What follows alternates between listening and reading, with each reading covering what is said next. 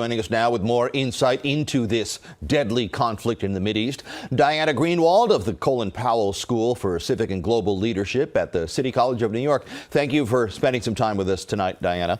Diana, let me ask you, why, in your opinion, do you think Hamas thought now was the right time to strike?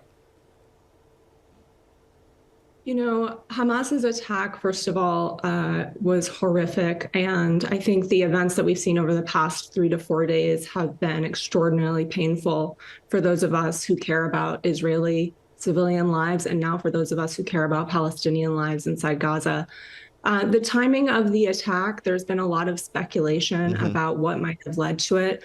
But I think that more important than trying to identify why exactly now is to identify the context in which this attack occurred. And that is one where the population of Gaza has been living under Israeli military siege for 16 years. This is not a state. This is a territory that is controlled by another military in terms of land, sea, air, and everything that gets in and out of that territory. It is ruled domestically or governed domestically by Hamas, which is the group responsible for the terrorist attacks that began on Saturday.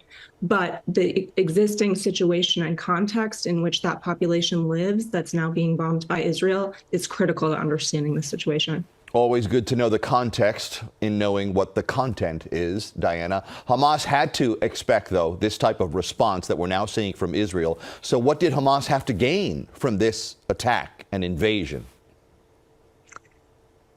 I don't think that there's really anything to be gained from this invasion, and I certainly am not one to speak on behalf of Hamas, a movement that I obviously do not support. But I think at this point, the only gain to be had is a serious, if tragic, opportunity to rethink the status quo in the occupied Palestinian territories. These are territories that Israel has occupied for 56 years. As U.S. citizens, we're familiar with military occupation. We had our own 20-some-year occupation of Afghanistan. This is 56 years, and this is neighboring territory constituting over 5 million people who do not have political rights within the state that controls their lives. And so I don't mean to diminish the agency of the individuals who carried out these horrific acts of violence that began on Saturday, but that agency has been constrained. It's been affected by the situation that they live in. Do you anticipate, Diana, that Israel will launch a ground attack, a ground assault into Gaza, with the goal being what? This is what all of the reporting is suggesting, is that Israel is preparing for some kind of ground invasion. The goals are unclear. There are probably short to medium-term military objectives. And of course, as they've been stated by the Israeli government, they are to eliminate Hamas once and for all, obliterate the movement. But this has been tried and tried and tried repeatedly and failed. There have been over 6 military campaigns against Hamas in Gaza in just the past 15 or so years. None of them has eradicated this movement. So we must talk about the root causes in addition to holding those individuals and organizations responsible who carried out these attacks.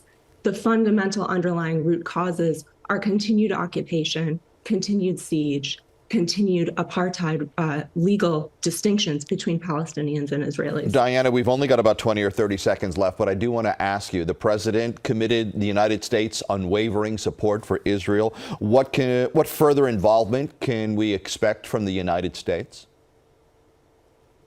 Well, I think that what the Biden administration has put forward is essentially more of the same at an elevated level, which is more backing for the military approach that Israel is using to address what's going on in the Palestinian territories. Unfortunately, we've seen that approach not resolve the underlying roots of this violence time and time again. So we will see, I'm sure, bolstered U.S. military support. We've already seen U.S. military reposturing itself in the region. But in effect, we know there's no military solution here. So Thank you, that's what we're looking at. All righty. Well, appreciate the insight so much. Thank you for joining us. Diana Greenwald from the City College of New York. Thanks, Diana.